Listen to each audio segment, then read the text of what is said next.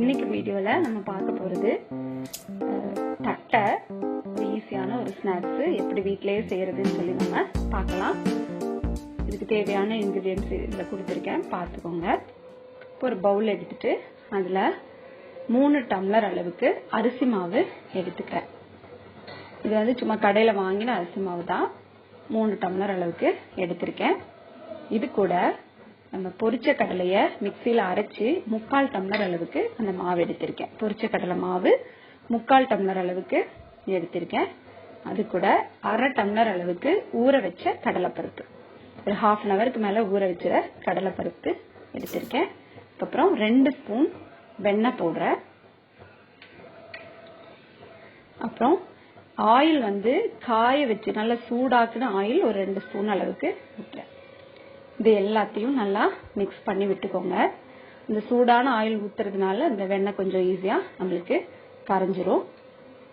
அதை வந்து நல்லா நம்ம அந்த மாவோட சேர்த்து மிக்ஸ் பண்ணிக்கலாம். அப்புறம் தேவையான அளவுக்கு உப்பு போட்டுக்கலாம்.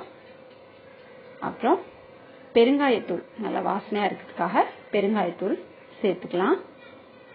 இந்த மாவை நீ வந்து நல்லா கொஞ்சம் கொஞ்சமா தண்ணி விட்டு நல்லா ஒரு பூரி மாவு பதத்துக்கு நம்ம பிசைஞ்சு எடுத்துக்க போறோம். ஒரே தடவையில தண்ணி சேர்க்காதீங்க, அதிகமா போயிடுச்சுன்னா அப்புறம் தட்டை சரியா வராது.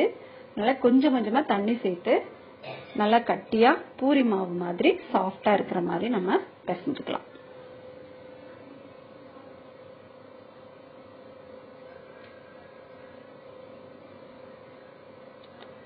பாருங்க, நல்லா சாஃப்டா பூரி மாவு மாதிரியே இருக்கு. சாஃப்டா வந்துருச்சு. இனி இந்த மாவை இப்ப இந்த நம்ம மாவு பிசைஞ்சிட்டு இருக்கும் போதே வாணலில எண்ணெய காய வச்சிடலாம். இந்த மாவை சின்ன உருண்டைகளா எடுத்து இந்த மாதிரி கையில வச்சு தட்டுங்க. இதை தட்டும் போது ரொம்ப கட்டியாவும் இல்லாம ரொம்ப லேசாவும் இல்லாம சரியான பதத்துக்கு அதைய இந்த மாதிரி நம்ம தட்டணும்.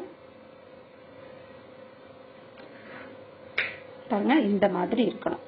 இதை நம்ம ஒரு பிளேட்ல எடுத்து வச்சுக்கலாம். இப்ப இதைய நம்ம ஏற்கனவே காஞ்ச எண்ணெயில நம்ம போடுறோம்.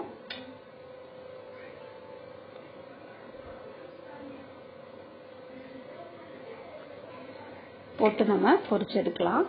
இப்ப பாத்தீங்கன்னா நான் ஒரு 3 டம்ளர் அளவுக்கு அரிசி மாவு, ஒரு 3/4 டம்ளர் அளவுக்கு பொரிச்ச கடலை மாவு போட்டிருக்கேன். அதுக்கே நம்ம ஒரு 30 தட்டை கிட்ட நமக்கு கிடைக்கும். ஸோ இதை விட ஜாஸ்தி வேணும்னா நீங்க இதே ரேஷியோல நிறைய மாவு சேர்த்து நம்ம நிறைய செய்ய முடியும். பாருங்க, நம்ம வீட்லயே செய்யறோம், நல்ல சுத்தமான எண்ணெயில செய்யறோம். அதனால இந்த ஸ்நாக்ஸ் வந்து தைரியமா நம்ம குழந்தைங்களுக்கு எல்லாருக்கும் கொடுக்கலாம்.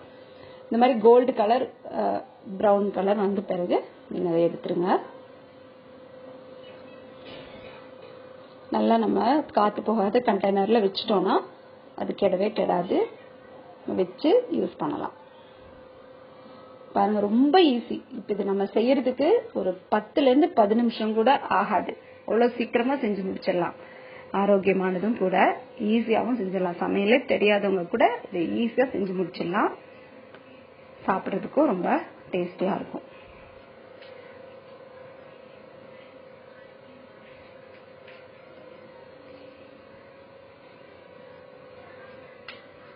இந்த ஸ்நாக்ஸ் உங்களுக்கு பிடிச்சிருந்துச்சுன்னா லைக் பண்ணுங்க, ஷேர் பண்ணுங்க, ஹாப்பி குக்கிங்க்கு சப்ஸ்கிரைப் பண்ணுங்க.